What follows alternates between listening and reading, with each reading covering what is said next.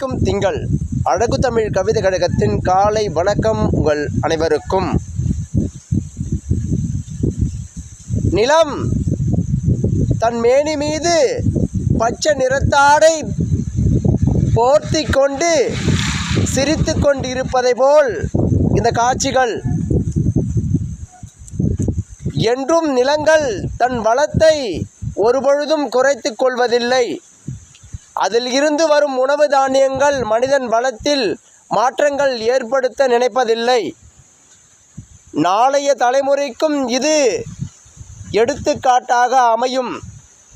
இனி வரும் எல்லா நாட்களிலும் இதுவே சிறந்த உணவுக்கான தருணமாய் மாறும் என்று நிலம் தன் மேனியில் நாளைய சமூகத்திற்கு நல் உணவை அளித்திட பசுமையை போர்த்தி கொண்டு தலைநாணி சிரிக்கும் அழகான இந்த காட்சிகள் இயற்கையின் பெருத்த வளத்தில் அழகான காட்சிகள். என் உறவுகளே, நிலைப்பாடும் நம் மனது பல நிலைமைக்குள் பாடுபடும்.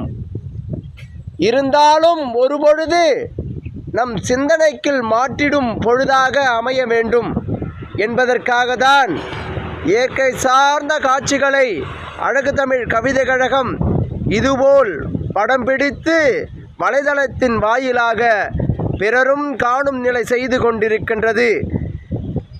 எந்த ஒரு பொருளும் சற்றென்று கிடைத்து விடாது. காலதாமதம் இருந்தால்தான் அதன் சிறந்த ஒரு வீரியமான விதைகளை உருவாக்க முடியும். நாளைய சமூகம் எப்படி மாறும்? இதுபோல் நிகழ்வுகளை கண்டேனும் பசுமைதான் நாளைய தேசம் என்றிருக்க வேண்டும்.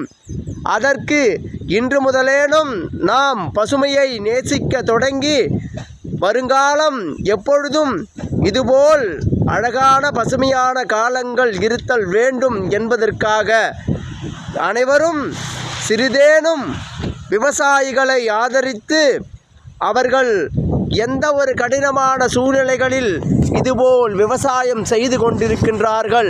இந்த பசுமையை இந்த மண் மீது உருவாக்க அவர்களின் பங்குகள் என்ன என்று உணர்ந்து சரியான உபயோகத்தை நாம் செய்து உணவை வீணடிக்காமல் அதற்குண்டான மதிப்புகளை கொடுத்து நாம் வாழ வேண்டும், பிறரையும் வாழ வைக்க வேண்டும். என் உறவுகளே, தினம் தினம் பதிவு பல்வேறுபட்ட விதங்களாக இருந்தாலும் இயற்கையே நம் வாழ்க்கை என நம் மனதுக்குள் எண்ணுவோம்.